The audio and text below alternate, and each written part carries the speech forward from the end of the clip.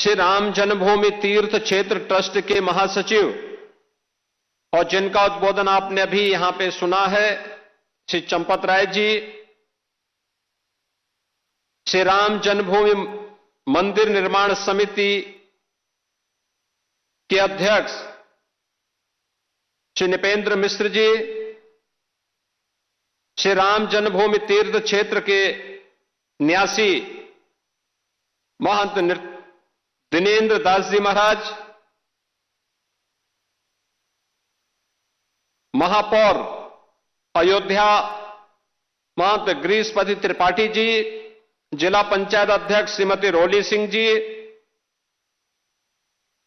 मान्य विधायक गण श्री वेद प्रकाश गुप्ता जी,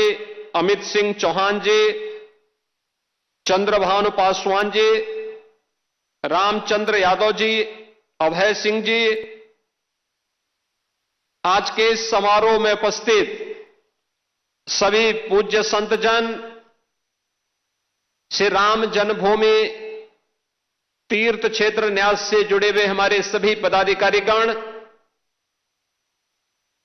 उपस्थित सभी भक्तजन और उपस्थित बहन और भाइयों,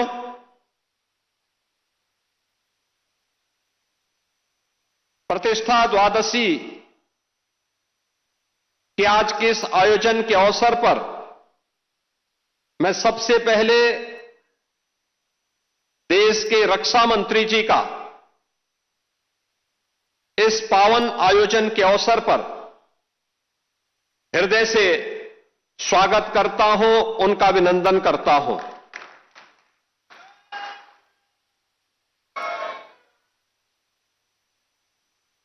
माननीय रक्षा मंत्री जी ने उत्तर प्रदेश के मुख्यमंत्री के रूप में कार्य करते हुए भी और उत्तर प्रदेश सरकार और संगठन के विभिन्न दायित्वों का निर्वहन करते हुए श्री राम जन्मभूमि आंदोलन में उनकी प्रत्यक्ष भूमिका रही है और इसीलिए आज 500 वर्षों के बाद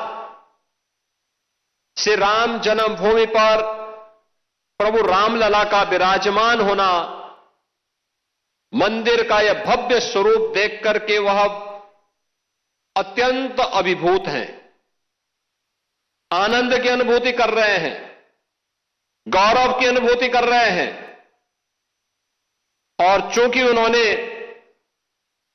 उस आंदोलन में सक्रिय भूमिका का निर्वहन किया, तो स्वाभाविक रूप से आज के इस समारोह में जब प्रतिष्ठा द्वादशी के इस अवसर पर माता अन्नपूर्णा के मंदिर में सनातन धर्म की ध्वजा का आरोहण का कार्य वह कर रहे थे, तो उन्हें मैंने अत्यंत भावुक होते हुए भी देखा है।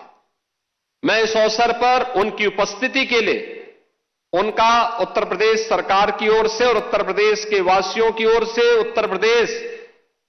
की जनता जनार्दन और सेवी राम भक्तों की ओर से हृदय से अभिनंदन करता हूं। बहन और भाइयों, स्वतंत्र भारत के बाद श्री राम जन्मभूमि आंदोलन के अनेक पड़ाव अयोध्या ने देखे हैं। अयोध्या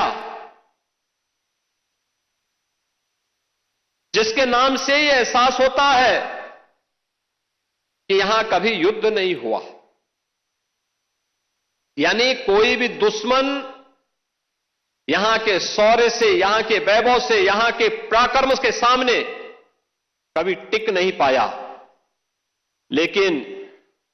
कुछ लोगों ने अपने निहित स्वार्थ से, मजहबी जनून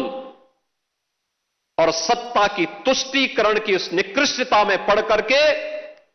अयोध्या को भी उपद्रव और संघर्ष का एक अड्डा बना दिया था। वही अयोध्या पिछले 11 वर्ष के अंदर देश के यशस्वी प्रधानमंत्री आदरणीय श्री नरेंद्र मोदी जी के यशस्वी नेतृत्व में उन 3 महत्वपूर्ण घटनाओं को कभी विस्मृत नहीं कर सकता।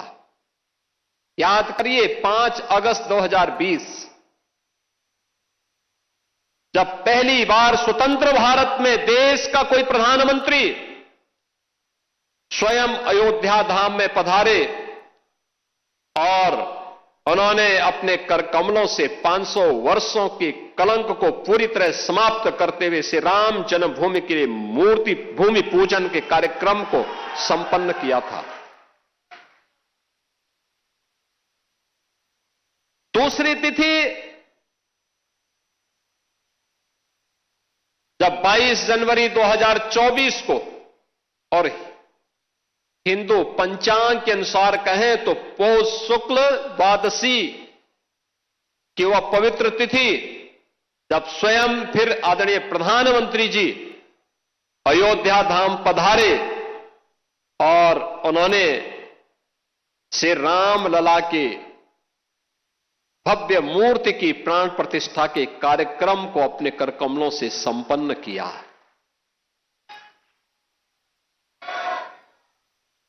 तीसरा,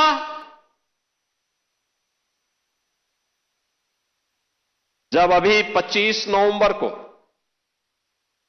विवाह पंचमी के शुभ अवसर पर आदरणीय प्रधानमंत्री जी फिर अयोध्या आए थे और राम मंदिर के मुख्य शिखर पर उन्होंने सनातन धर्म की ध्वजा पताका को, भगवा ध्वजा को प्रतिष्ठित करके सनातन से ऊपर कोई नहीं, इस सनातन की ध्वजा पताका हमेशा दिग दिगंत तक ऐसे ही गूंजती रहेगी और ऐसे ही दिखाई देगी। इस उद्घोष के साथ उन्होंने अयोध्या में आकर के पूरे देश और पूरी दुनिया को एक संदेश दिया।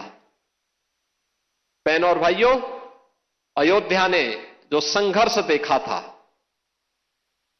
पिछली सरकार ने अयोध्या को लहूलुहान करने का कार्य किया था। जिस अयोध्या में कभी संघर्ष नहीं होते थे, उस अयोध्या को लहूलुहान करने वाले लोग, उस अयोध्या में जिनके शासन में आतंकी हमले होकर के अयोध्या को लहूलुहान करने का प्रयास हुआ था, लेकिन प्रभु की कृपा और बजरंगबली जहां की रक्षा स्वयं कर रहे हो, वहां तो भूत पिशाच से निकट नहीं आवे महावीर जब।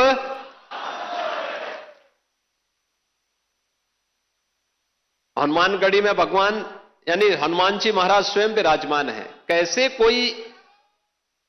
कोई आतंकी यहां घुस जाता,